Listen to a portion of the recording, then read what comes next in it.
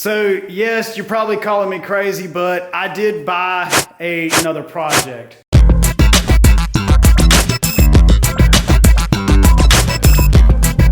This is a ultimate rare 1996 Jeep Wrangler. And you might say, wait a minute, they didn't make any Wranglers in 1996. Well, let me show you something. Hold on. So technically, on paper, this thing is a 97, but check this out. The date of manufacturer, August of 1996. On paper, this is a 97, but it was made in 1996. I bought this Jeep a couple years ago from somebody. It was really rusted and it needed a lot of work, and I just kind of didn't want to mess with it. So I actually sold it to one of my buddies, and he kind of just messed with it, just tinkered on it. And he put like bead locks and crazy creepy crawler tires on it, and like a winch and the fenders and stuff like that. But he didn't really do anything with it, so I ended up buying it back from him. And so got another project. I pretty much just gave him the money that he gave me back, so it's back home. But I have really cool plans for this Jeep. But this Jeep is pretty rough, I'm not gonna lie. But it does have some good parts on it. It's obviously got the full doors. It's got some crazy little rack in the back. It's got good fenders. It has a nice fender right there. It does have a lot of bad. There is a lot of bad.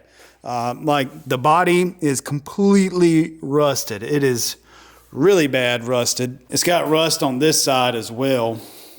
The paint is pretty terrible, but it'd probably clean up pretty good, but I'm probably gonna end up selling those doors.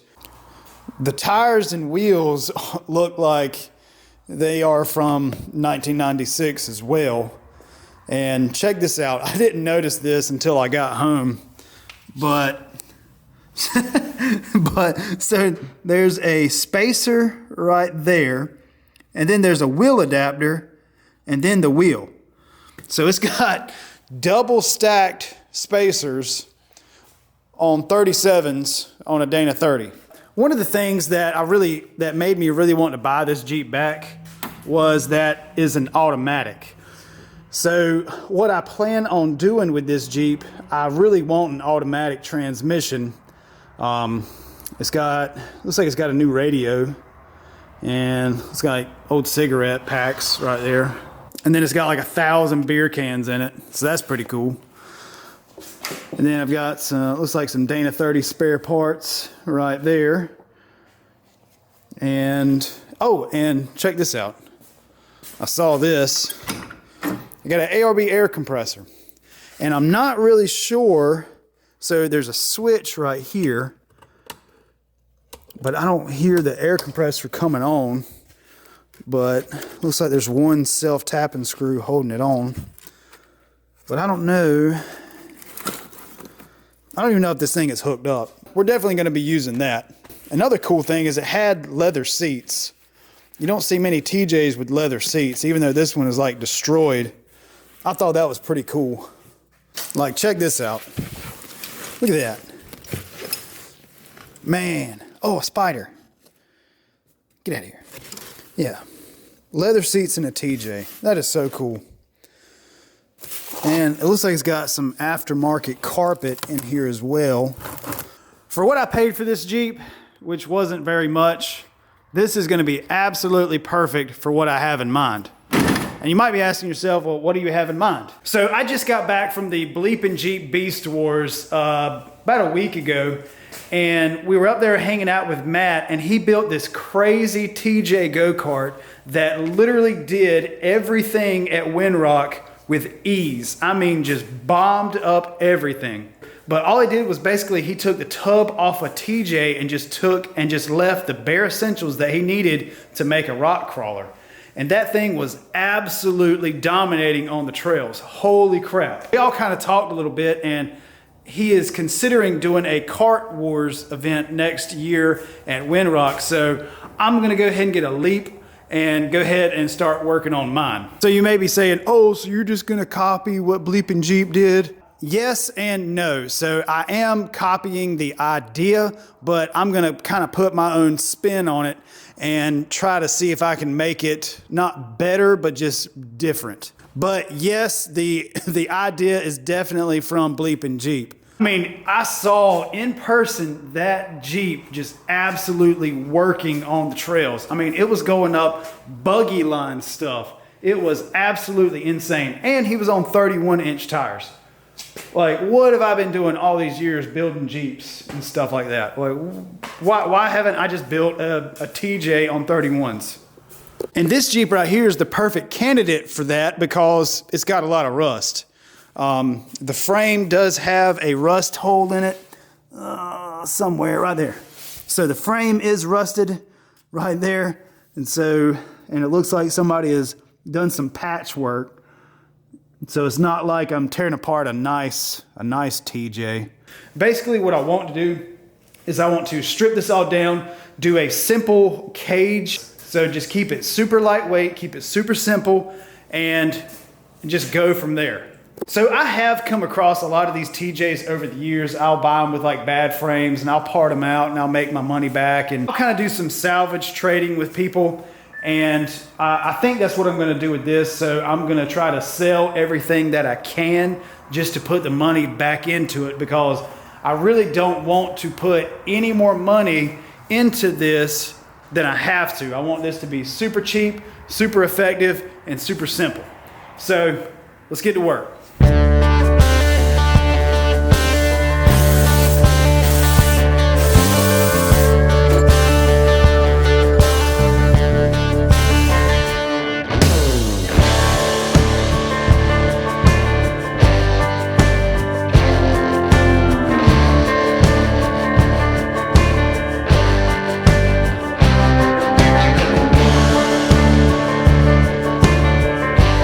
So I'm doing this as a time lapse so that you're not really bored with just me like slowly turning a wrench or, you know, just trying to get all the wiring harness off of the firewall.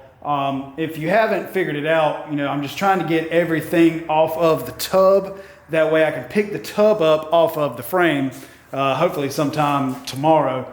I'm gonna start a little counter. Y'all help me count.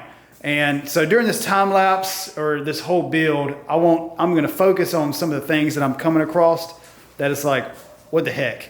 So we'll start with number one. So I'm just going through and just cutting wires that are obviously not going anywhere, but this is what I found. This was connected to something, but it fell down there. Okay. What the heck, number one? Is this what the heck number two? All right, so I think this is what the heck number three. So as you can see right here, I started taking the bolts out for the fenders. And then this side has a plate that is welded directly in the way of the bolts. So now I'm gonna have to bust out my grinder and cut off this little plate right here.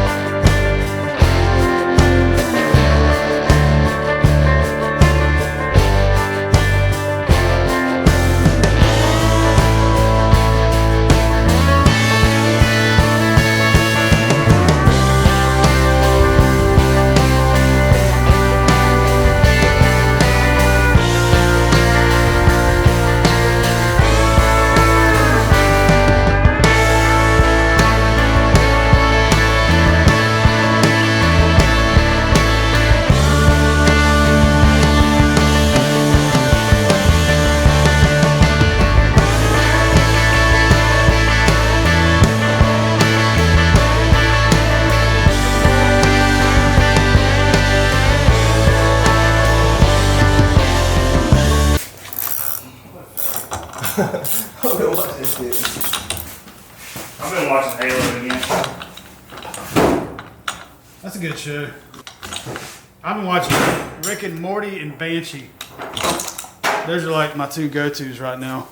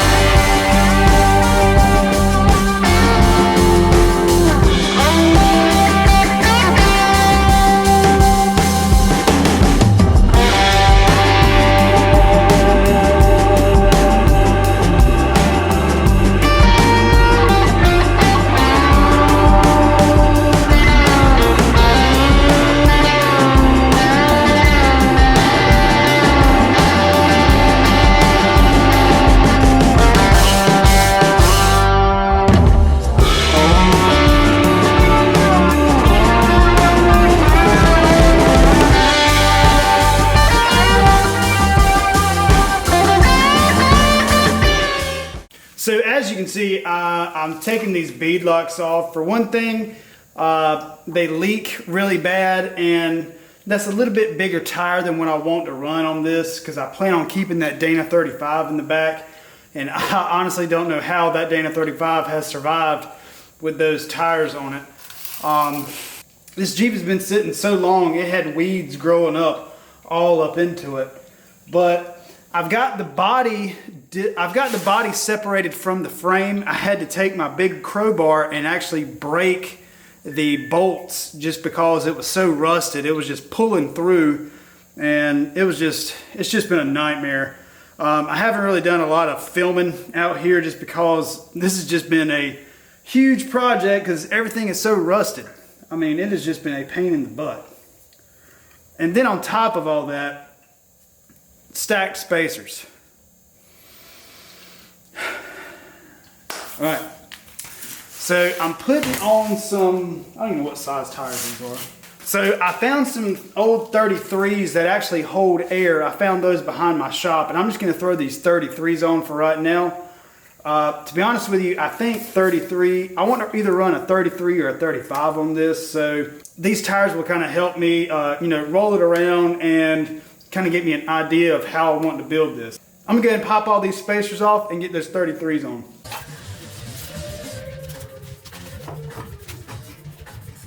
So I have literally been in here fighting for my life.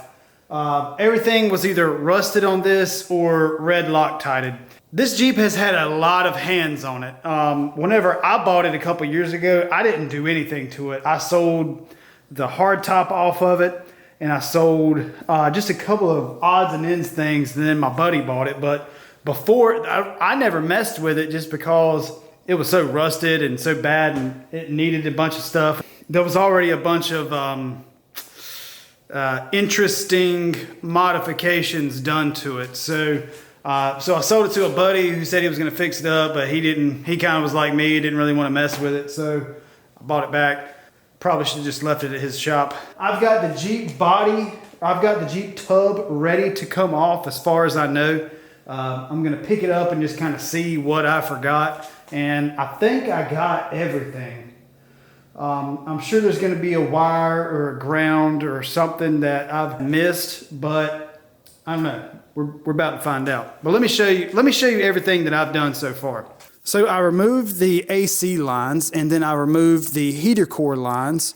I made sure that those were empty before I messed with those. So be careful if you're ever messing with these AC lines. Don't just crack them open. You need to make sure that they are not charged, because that mess will, I'm pretty sure that stuff is toxic and it will mess you up. So down here, all of these bolts were rusted and they just pulled right through. So I just took my crowbar and just picked up and just kind of manhandled the tub, and the rust broke free. So that's pretty good. And then on the inside, I just went ahead and took the whole dash out, because on these 97s, the fuse block is actually over here. I don't know if I'm going to be using the factory circuits to run like the tail lights and the headlights and stuff like that. I may come back and just do like a universal wiring harness that'll be a little bit cleaner, a little bit neater. That's my plan. I did take the computer off right here. I got all my grounds off of the firewall. I did take the front grille off. I took those aggravating fenders off. I took the brake booster off, and I got to take the brake pedal out. I plan on using that brake pedal. I did not find any cigarettes, but check out what I did find. But I did find this in the glove box. I don't drink, so probably just gonna throw that away, but I found a full beer in here. I did take the steering column off, and I took out the shifter. I disconnected all those cables. I gotta push that through. Crap. Yeah, I gotta push that cable through because I plan on reusing that cable.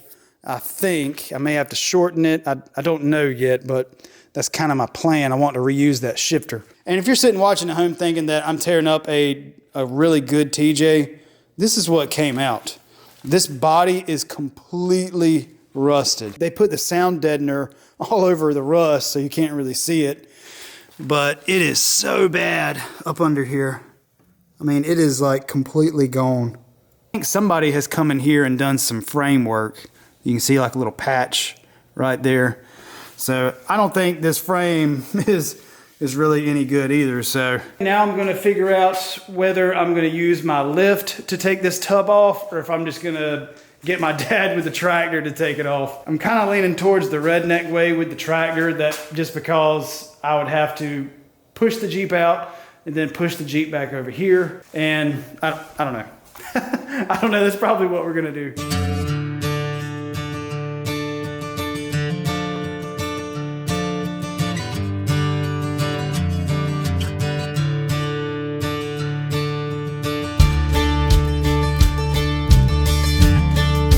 So as you saw, we did go the redneck method of taking the tub off, and it worked out great. Some things that are not great, sorry about the noise, it's raining outside, but some things that are not great that I didn't quite realize. This frame has like 1 million patch jobs on it. That looks like a patch job. This is a patch job. This whole section is a patch job. And then on the inside, there's more patch job. And look at that. Did you do that? Mm-hmm. Yeah, that looks about right. But looks good to me. I bet. So as you can see right there, that's part of a patch kit, because from the factory, I believe that's welded. That's a patch kit. And then that whole frame right there is patched. And then there's a giant hole in the frame right there. So, which that's fine. You see that right there? Look. I can't see it. It looks good to me. So, yeah, and see, like right there, they didn't weld it. They obviously did these patch jobs without taking the body off. The real way to do these patch jobs is pretty much either get a new frame or take the tub off of the frame to do these patch jobs if you want to do them right. So some cool stuff is the slip yoke eliminator. That's cool. Some other cool stuff is the motor doesn't knock yet. That's another cool thing. Aluminum radiator. Yep, it does have a new aluminum radiator. So, New ball joint. yeah, was that a new ball joint? That's what it looked like. Okay, so this is the grill that I think I'm gonna run.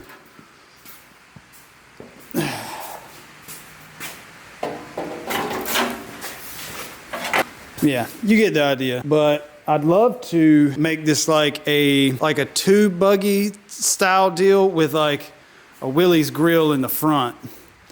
I think that would be super cool. And then I'll put like the yellow lights behind this and everything like that.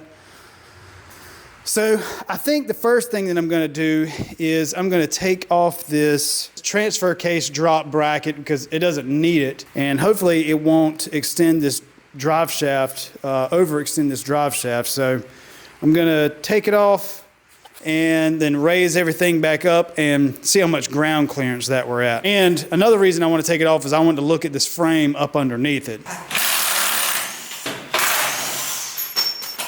What's the frame look like underneath it? Looks good. Oh, that ain't bad. No. The frame looks pretty good underneath it. Pretty good.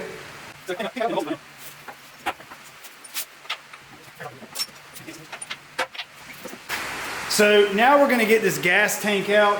Everything was pretty much rusted and seized up, so I had to take the grinder and pretty much cut everything. It wasn't a pretty process, but we're gonna try to drop this thing and get it out of here.